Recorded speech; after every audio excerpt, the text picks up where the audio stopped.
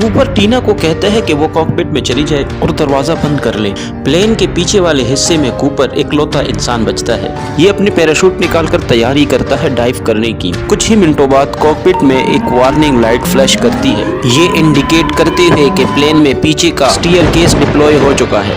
ये उस जमाने के प्लेन की बड़ी खास बात थी। बोइंग 727 प्लेन्स में एक पीछे का हाफ स्टीयर्स हुआ करता था। फोटोज में आप देख सकते हैं कि किस तरह पीछे की तरफ से सीढ़ियां बाहर आया करती थी। कूपर ने इन्हीं पीछे वाली सीढ़ियों को खोला और पैसों और पैराशूट के साथ छलांग मारी। पायलट और एयर होस्टेस ने ऐसे करते हुए तो देखा नहीं, क्योंकि वो कॉकपिट में बंद थे और उस जमाने में कॉकपिट के दरवाजे पर कोई होल नहीं हुआ करता था जिससे पीछे के हालात को देख सके। पायलट्स ने ये होते हुए तो देखा नहीं था, लेकिन शाम 8:13 पर पायलट को ये महसूस हुआ प्लेन का पीछे वाला हिस्सा कुछ टिल्ट होने लगा और पायलट को प्लेन को दोबारा से रिकैलिब्रेट करना पड़ा, यानी कि रीलेवल करना पड़ा। इसके बाद पायलट्स ने प्लेन को नेवाडा के रीनो शहर में जाकर लैंड कर दिया। पुलिस को इन्फॉर्म किया जाता है और पुलिस छानबीन करती है, लेकिन कूपर का कोई नामो निशान नहीं मिलता। पुलिस को मिलती है सिर्फ एक टाई जिस पर एक क्लिप लगी हुई थी, कुछ पैराशूट्स के फटे हुए हिस्से जिसको कूपर ने इस्तेमाल किया था अपने पैसे के बैग को कवर करने के लिए। इसके बाद कुछ पर्सनल आइटम्स भी मिलते हैं कूपर के, जैसा कि सिगरेट्स जो वो स्मोक कर रहा था प्लेन में। उस जमाने में स्मोकिंग अलाउ हुआ करती थी प्लेन्स में।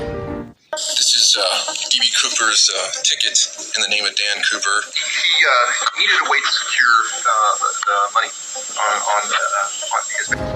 इन्वेस्टिगेटर और गहराई से सब चीजें जांचते हैं यहाँ पर। उन्हें 66 अनआइडेंटिफाइड फिंगर्स मिलते हैं यहाँ पे, और ऐसे फिंगर्स के निशान के जो ना तो किसी क्रू मेंबर के थे और ना किसी पैसेंजर से मिलते थे। लेकिन वो सूटकेस जिसमें बॉम्ब रखा था और पैसों के बैग और पैराशूट सब गायब थे। उसी दिन से FBI ने अपनी इन्वेस्टिगेशन शुरू कर दी थी कूपर को ढूंढने के लिए, लेकिन कूपर का कोई नामो निशान नहीं मिला। ये इन्वेस्टिगेशन 45 सालों तक चलती है। 2016 में इसे ऑफिशियली खत्म किया जाता है, लेकिन बहुत से सवालों के जवाब अधूरे पड़े हैं। आज तक के इतिहास का ये इकलौता एक ऐसा हाईजैक है जिसे कोई भी सॉल्व नहीं कर पाए।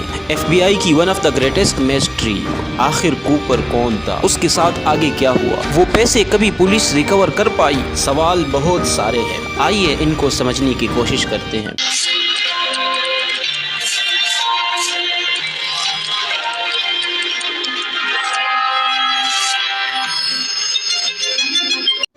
इस पूरी इंसिडेंट के बारे में दोस्तों दो चीजें बड़ी इंटरेस्टेड है। पहले तो ये कि इस पूरे हाईजैक के दौरान पैसेंजर में से किसी को भी कुछ पता नहीं चला कि उनका प्लेन हाईजैक हुआ है।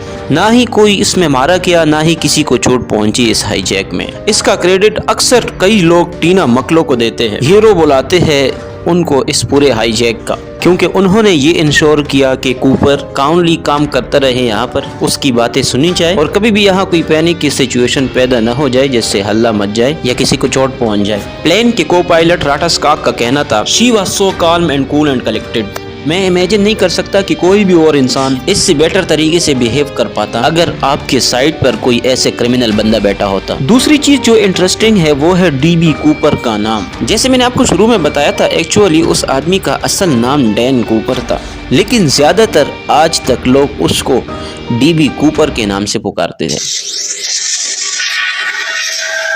ये डैन DB कैसे बना, इसके पीछे गलती है एक न्यूज रिपोर्टर की। उस समय एक रिपोर्टर थे जेम्स लॉन्ग नाम से, जो अपनी डेडलाइन नोट करने में लेट हो रहे थे। जल्दी में अपनी पुलिस फोर्स से बात करते वक्त उन्होंने इस नाम को गलत सुन लिया। पुलिस वाले ने उस वक्त कहा था कि इस हाईजैकर का नाम डैन कूपर है, लेकिन इस रिपोर्टर ने DB कूपर सुन लिया, वही चीज अपनी खबरों में सुना दी। इस रिपोर्ट को कई और जर्नलिस्ट सुनते हैं, वो भी अपनी न्यूज चैनल में खबरों को छापते हुए DB कूपर का नाम इस्तेमाल करने लगे।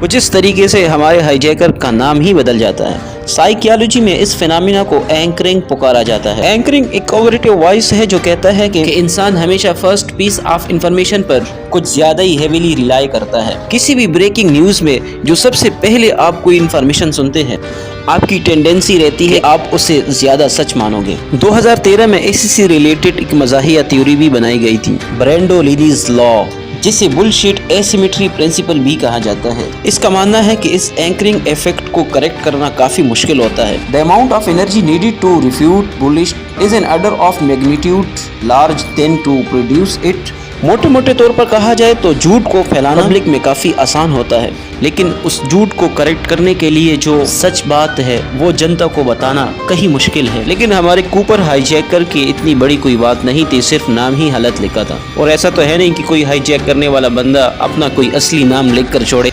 FBI के इस इन्वेस्टिगेशन से हमें पता चला कि कूपर ने प्लेन से बाहर छलांग मारी तो सारा कैश अपनी चारों तरफ कूपर ने स्टैब कर लिया था और सारे कैश का वजन 10 किलो के आसपास था। 2 पैराशूट्स कूपर लेकर कूदा, एक आगे एक पीछे। तो कूपर ने जो छलांग मारी वो किस एरिया में थी इसका भी अंदाजा पुलिस के पास मौजूद था। वाशिंगटन स्टेट वेस्ट के साउथ इलाके के ऊपर ये छलांग लगाई गई थी। नीचे मौजूद थे बहुत सारे पाइन फॉरेस्ट, लेक्स और बड़े बड़े कैनियंस जहां पर बालू रहते थे। इसलिए शुरुआत में तो इन्वेस्टिगेटर ने कहा कि चांस ही नहीं है कि कूपर जिंदा बच पाया होगा। 10,000 फीट के हाइट से छलांग मारना, वो भी पिच डार्कनेस में, पूरा अंधेरा था उस समय, रात के 8 बजे।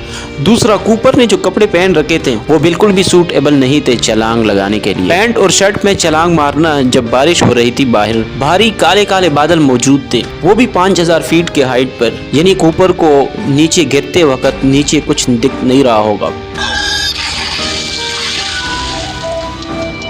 ऊपर से जो कूपर ने छलांग मारी थी इससे अंदाज़ा लगाया गया कि उसने 340 किलोमीटर पर आवर की स्पीड से छलांग मारी थी। यूनाइटेड स्टेट पैराशूट एसोसिएशन का मानना था कि इन सब के ऊपर एक और बड़ी प्रॉब्लम थी, ठंडे पानी की प्रॉब्लम। नवंबर के महीने में अमेरिका के इस इलाके में बहुत ठंड हुआ करता है। अगर कूपर किसी लेक में गिरा होगा वहाँ से बच पाना ऑलमोस्ट मुश्किल होगा। इतने ठंडे पानी में कुछ ही मिनटों के अंदर हाइपोथर्मिया हो जाएगा। ऊपर से जो सारा वजन लगा हुआ था कूपर के ऊपर, तैर पाना और भी मुश्किल होता।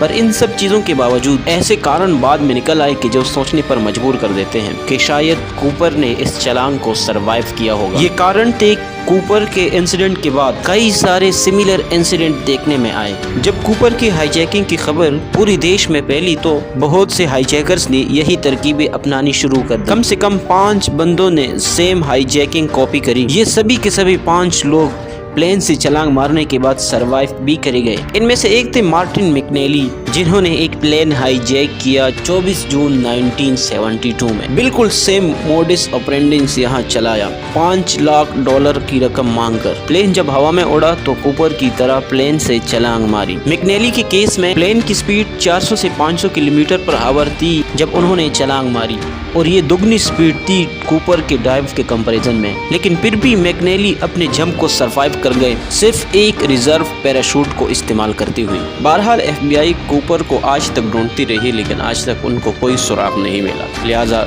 ये केस आज तक अनसॉल्व है। इतने के लिए मुझे इजाज़त दीजिएगा। खुदा हाफिज।